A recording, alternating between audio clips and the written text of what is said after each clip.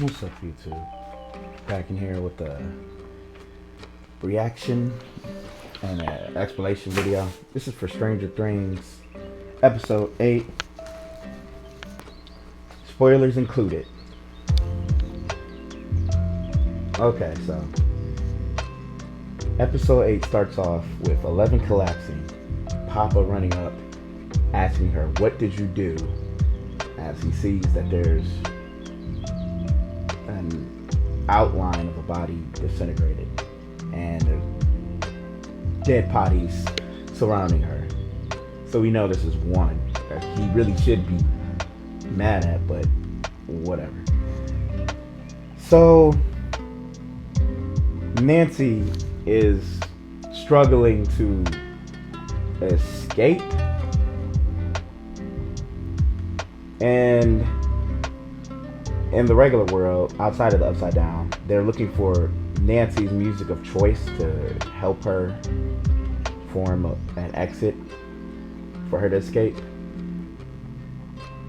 She's running through what appears to be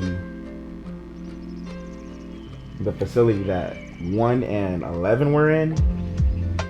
She's just running, pulling boards off. Vecna's coming down a hallway slowly as crap. And then she finally pulls the boards off and she walks into a room. Lights go out. Papa's talking, possessed by Brenner. Before the lights, then the lights go out and the lights come back on. She's tentacled to a chair, like some Japanese fetish. If you don't know what I mean, look up the Fisherman's Wife. It's a Japanese fable, whatever. So Vecna starts approaching her, and he tells her that he wants Nancy to tell 11 of his plans for Hawkins. He doesn't plan to kill her. He's using her as a messenger, which is a pretty cool idea. It's probably gonna scar him for life, but it's a pretty cool idea.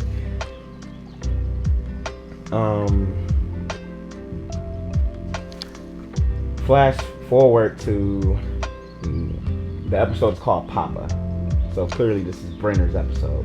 If you read between the lines, you can understand it's probably gonna give you a lot of deep knowledge on Brenner. And if you're like me, you're probably thinking, oh wow, he's either gonna die or yeah. It's probably the episode he dies in. So Vecna he forces the visions into her brain, and then he lets her go. Meanwhile, Hopper and Joyce are still trying to break out.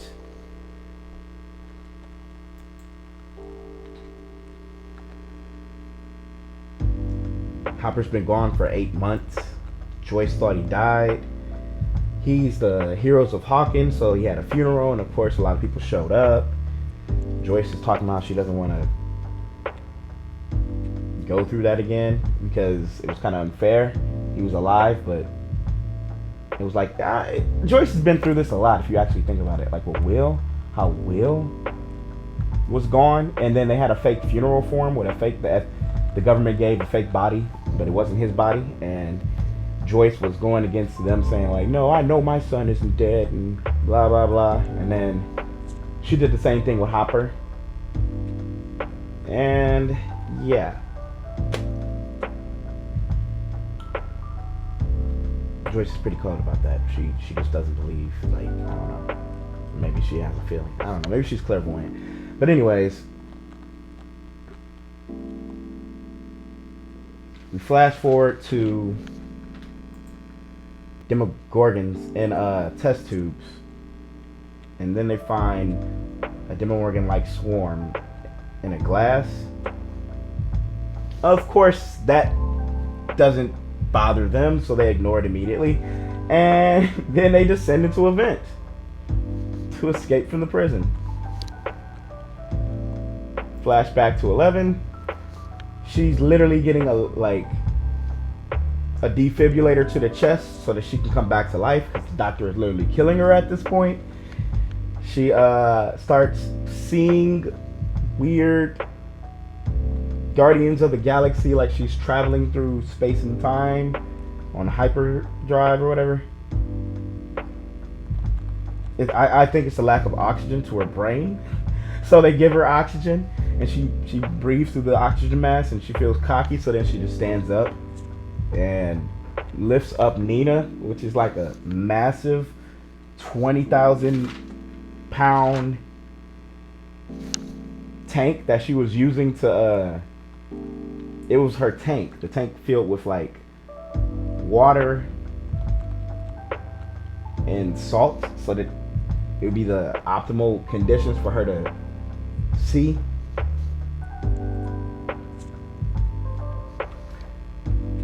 Yeah, she lifts it up and then she brings it back down. Okay, cut away. Then we go to the Surfer Boys. Apparently Surfer Boys Pizza has expanded to Nevada. We got in the van, Mike. We got Will, of course. Mike Will made it. We got Jonathan the stoner pizza guy, and they are driving to the coordinates of where they believe Nina to be, which they got in the previous episode from calling on that payphone. And yeah. So Mike admits finding 11 and falling in love was dumb luck in the woods.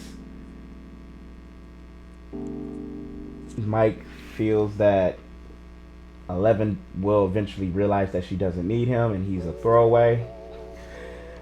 Will's like, nah, bro. So he shows Mike the painting of their like D&D squad that 11 commissioned him to draw. So then you got Mike's coat of arms is a heart. Mike is holding the party together, and he is drawn leading the party to battle. Then you got Will saying, hey man, enough with you. I know you're going through your problems about your like permanence in this like woman that you like's life, but hey, I'm over here thinking that I'm a mistake because I'm different. That's just like because as you know, Will revealed that he was like gay in season 3, so he says this, and then he silently says 11's like him, so she feels different and she thinks she's a mistake and she needs him. She'll always need him. Then Will turns like to face out the window, and he silently starts crying about his unrequited love for Mike. And then his brother just like looks in the rearview mirror while he's driving, and he's just like, dang, bro. Dang, not like this, bro. Okay, cut away to 11. Then 11 fell into a coma as she was pushing past her limits, and she woke up with amnesia after she made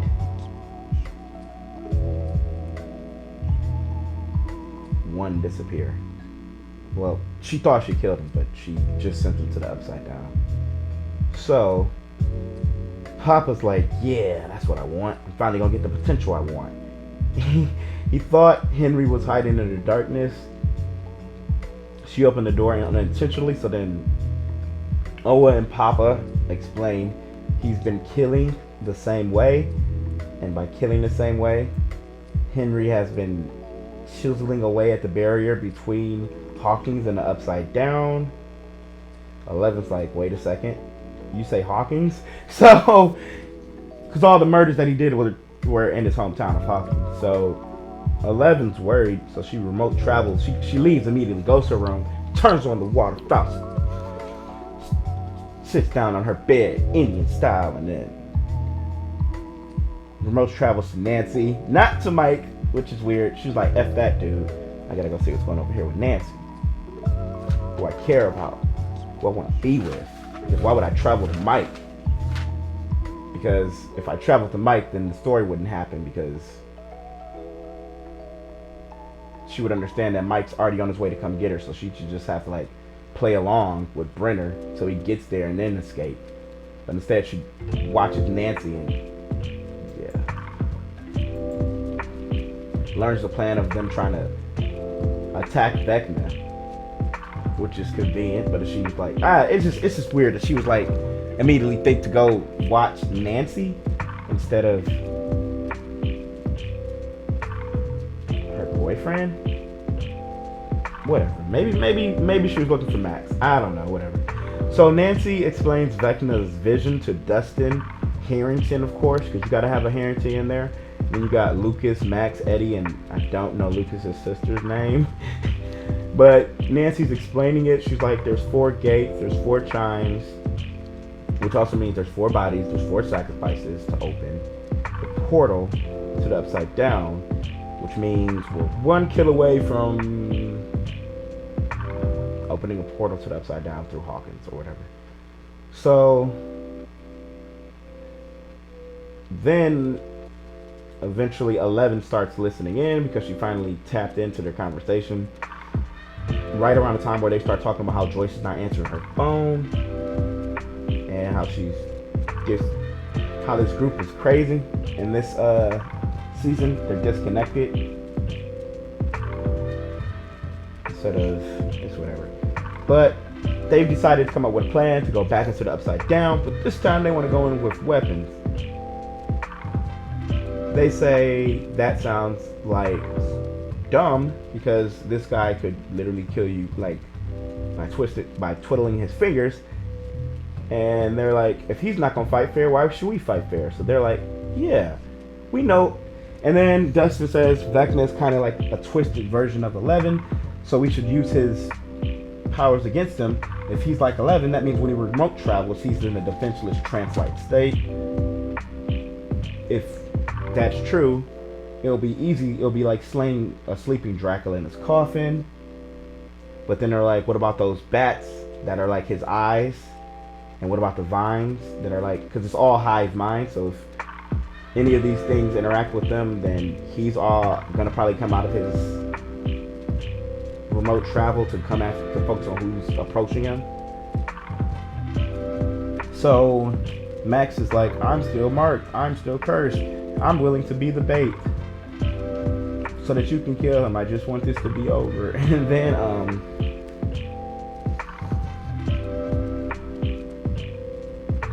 they decide like, okay, if we could just come up with a plan to distract the bats, we can make this pop.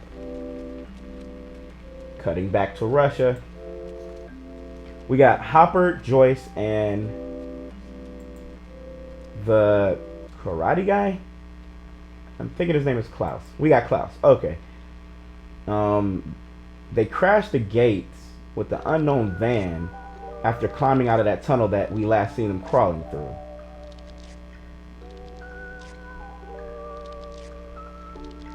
While they're crashing the gates, they're getting shot at by Russians because you just escaped the prison. I don't know where they got the van from because as soon as they climb out of the tunnel, you don't see any vehicles around, but whatever. Suspend disbelief, I guess.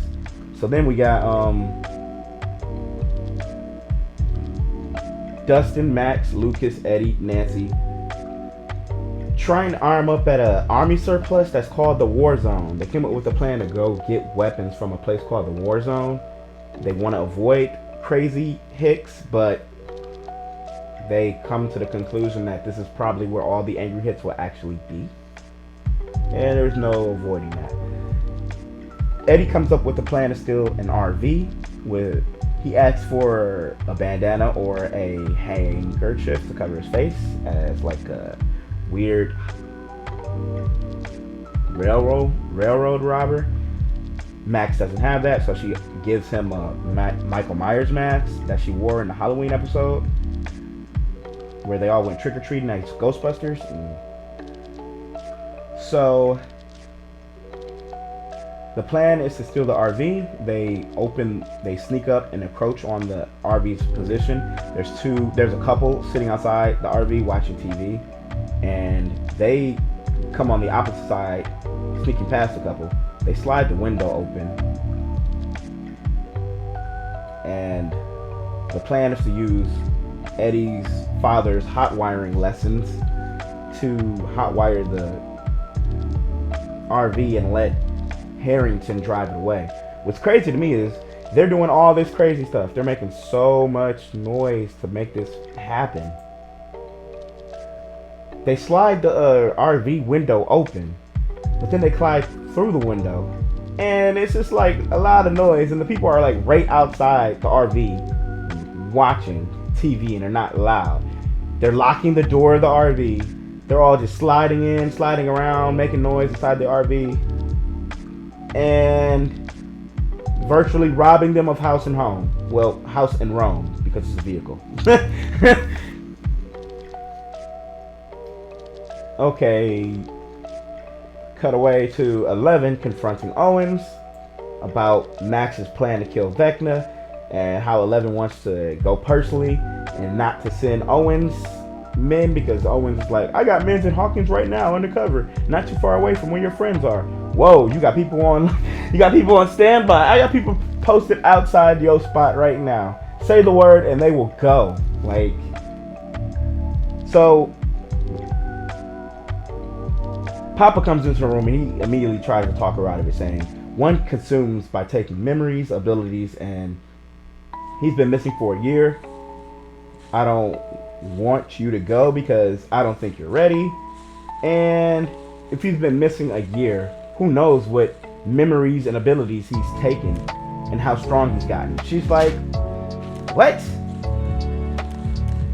I don't know. She's just cocky, thriving off of the last win, I guess. So she's like, F it. I'm going. So Owens and Papa argue over 11 going or staying. It's reeking of a double cross. Papa's look like he's done arguing, already killed Owens in his mind. He's like, yeah, that nigga's like, I'm already back to the trial. Like, Harrington, cut back to Harrington and RV, talking about how he's using the kids as practice, because he has a dream of having 6 kids. He wants 3 boys, 3 girls in the RV every summer, seeing the country with his wife. Sounds like an effing nightmare. Too many kids, whatever. Lucas walks back to Max and he says, all the victims went to the school psychologist. Can't we find someone else that like had nightmares or like visions or something? It doesn't have to be you, Max. And she's like, that wouldn't be fair to them. They're not prepared and they will be walking in blind. I have to do this. And he's like, well, if it goes bad, I'm calling in the Kate Bush so that she can have a way out. Cut away to back to Russia. Yuri is taking Hopper and crew to Katinka because they threatened him on the way out of, after getting shot at, they threatened him and he said that he could get them to America. Katinka was supposed to be a plane. Turns out Katinka's a helicopter that's never been flown before, can't handle strong winds, and needs a tune-up. Cut back to Owens. Cut away. Then Hopper has the idea of wanting to call Owens from Russia. He tells this to the ex-prison guard. The ex-prison guard tells him, we can do this. So under false pretenses, this guy calls some number, says he has a sick relative in the States that he wants to talk to. And they said, then they're like, all right. So then they hang up and they're waiting for a phone call that will be returned in 5 minutes, 5 hours, or 5 days with the KGB on the other line. Because apparently in Russia, you can't just make phone calls to the States without the KGB being involved. So I'm calling this the Unrequited Love season because we got Susie over here watching Robin get kissed by her boyfriend in the army surplus store, and she's just like, oh, I was in love with her, no. And then we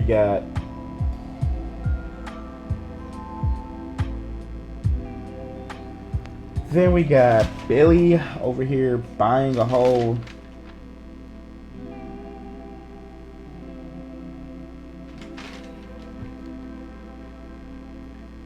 .38 revolver. He asked about Mike because he sees Nancy, grabs her shotgun. Nancy's trying to buy a shotgun. She's approached by Jimmy. Jimmy's like, your brother was in the Hellfire Club.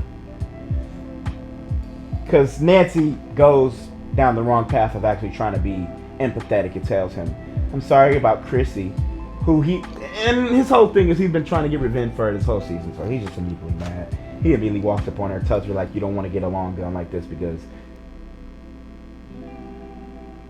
someone could grab it. No, because shotguns are meant for like close range, and with a shotgun that's long like that, someone can grab it and redirect it towards her. So he's basically threatening her, whatever. So basically the jocks take over the army surplus because they're buying weapons because they really want to kill freaking Eddie. Because they never got to kill him and they think he has like satanic powers. So they said, let's go get some guns. Okay, whatever. Cut back to Mike, John, Will, and the stoner pizza guy. They're still driving. They're starting to question Susie's direction, so they pull over to double check the coordinates. While they're doing that, the stoner guy just randomly walking in the desert, yelling out for Nina. Then he sees military tracks in the dirt, calls over John, Mike, and Will. They affirm, yep, that's probably what we need. That's probably what we're looking for. Hop in the car, drive down that way. Cut back to Owens talking to Ellen on the phone about like how they need to hurry this up, and the plan is to go to Hawkins and all that smooth stuff. And then the army guys walk in and they're like, why you look like that, Doc? And he gets taken hostage and smacked around, and then they handcuff him. And then 11 walks into a room where Nina is to reminisce about like how much she accomplished and how she got her powers back. And then Papa starts locking the door, and she's like, no, I'm still in here. And they don't care. So then Papa like comes out from where he was hiding in the room, and he's like, you can't leave. And he's like, if you try to leave, I will kill Owens. And he wants to force 11 to train until he feels she's ready, possibly letting Hawkins get destroyed. So then 11 brings up how she's like, wait, no. You zapped the crap out of my mom until she was a vegetable. You put all of us kids in there with Henry, who was looking at us kids as like snacks, like dinner. And then when she killed Henry, it put her like in a coma, and she lost her memory when she came out, so she didn't realize that she was actually looking for Henry. But yeah, he had her looking for that psycho because he felt that he was hiding in the darkness. And he had 11 open a gate unintentionally. The Mind Flayer, of course. Everything was caused by Papa, basically. 11 and Henry. And 11 said that she just wanted to know if she was a monster. And says if he tries to stop her, she will kill him. And she opens the door, and Papa's like, gotcha, Bisque. And he drugs her. And she doesn't kill him. She just puts him on a freaking Nina, holds him there, and then passes out. I don't know. There's a lot of missed opportunities for her to win, but I understand that she kills him right here, then the story won't happen. So then Dustin and Eddie, but I feel like they could have, I don't know, covered it up and not have made it so obvious that she couldn't kill him, because he's not even bleeding or anything. It doesn't seem like she was even trying to kill him. It seemed like she was just holding him against the wall. She's passing out. Like what? You just said you were willing to kill him if he tried to stop you, and now you're like, nah. So anyways, back to Dustin and Eddie hammering nails into crash tran lids. Nancy committing a felony, of course. She's wilding with it. You know, Nancy out here committing felonies. She don't really care. That's how she's been, man. You know. She is sawing the shotgun to make it a sawing off shotgun, but she didn't buy it as a sawn-off shotgun. So she literally reconfigured the gun that she purchased, and that's illegal. So she bought a long 12 gauge revolver, and she sawed it. She sawed the barrel off, so now she has a sawn-off shotgun. But on her like gun registration, it's gonna say a 12 gauge, but when they match the serials, it's gonna be like, this is supposed to be a 12 gauge. You offered this. Felony. Whatever, I'm rambling. Then Dustin and Eddie horse around, and Dustin is told by Eddie to never change. Lucas and his sister are making spears by tying knives to sticks. His sister tells him why she shows up to every game, because she's still his sister at the end of the day, and she cares about him, even though she didn't show up to the one that mattered. Then where he actually scored the game-winning point. You know, Rowdy Rich, the box, whatever. Then we got Susie and Harrington making Molotov cocktails and talking about how their unrequited love is going on, because Steve wants Nancy, Will wants Mike. It's an unrequited love season. Susie wants Robin, but Robin is either straight or she's lesbian and she doesn't know it yet. Steve wants Nancy, but Nancy still wants to be with Jonathan. Will wants Mike, but Mike is with 11. So it's like unrequited love. You want something you can't have this season, whatever. Then we got 11 waking up with a shot collar in the bed. And of course, Papa telling her it's the only way. I never planned to activate it, but we have to do this my way. Then the base is under attack. The base is under attack by Sullivan. He's finally arrived with his helicopter and his convoy of army troops. They put remote charges on the door. They blast the door open. Then they're doing a 4-man shield team doing pop-ups like adware. It's crazy.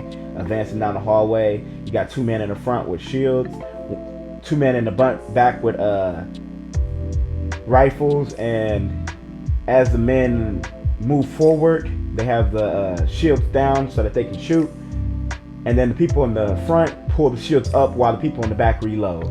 It's a pretty standard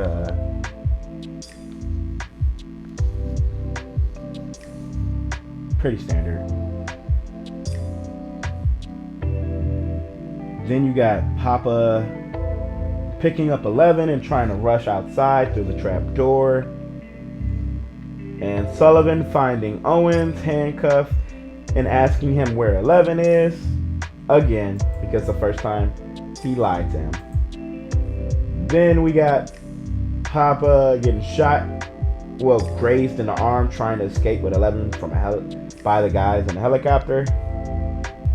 Then Owens is begging because they tell Sullivan that they have 11 in their sight, and Owens hears it over the radio and he begs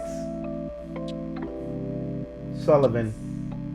He says he could put 11 in a medically induced coma to see if the murder stopped, or if they might need her to win the fight. And Sullivan's like, John Legend, you got the green light. So John is driving closer, blaring the horn. He's in the pizza truck, the pizza van, as a distraction, and 11 moves. She stands up and then she moves, and then the guy in the helicopter looks at the guys approaching in the pizza van. They're like, yo, we got civilians here. And he's like, ignore the civilians, kill the girl. So then he's like, all right. So then he tries to go back to where she was, and she already stood up and she's already moved, and he's trying to find her. And then when he's trying to find her, she's already like using her powers to toss the helicopter around, and then she pulls the helicopter down and destroys it. while the helicopter was shooting at her. And then 11 just falls to her knees and starts losing it. Mike runs over and tells her that he's real and embraces her. Papa releases her shot collar, says he needs 11 to understand that everything he did was for her. She says bye without saying she understands, hoeing him to his face. Gets in the van, drives off. Then she's like, we need to get to Hawkins right now or they're gonna die. Because she thought she was like just up the street or something apparently. And they're like, Hawkins is over 2,000 miles away. Stop playing with us, little girl. And she's like, so then Sullivan reaches the trap door. He like finally reaches the like surface because he walked to the top where Papa ran out. And then Papa's just laying there shot up. He got shot in the back, shot in like the arm. He just laying there shot up. He rolls over to watch her escape. I don't think he's dead because Sullivan just reached the surface. Papa just rode over. Yeah, I think he would probably take him hostage, heal him because he knows 11, and I think he would try to like sell like I can help you find her. I know her. I trained her. Like we're gonna expect him the 5th season, I'm thinking. Then we got close-ups of everyone being out already. Doubt in some of their faces, uncertainty on some of their faces. Max, Lucas, and Lucas's sister getting dropped off at Vecna's old house in the real world. And that is episode 8 of Stranger Things.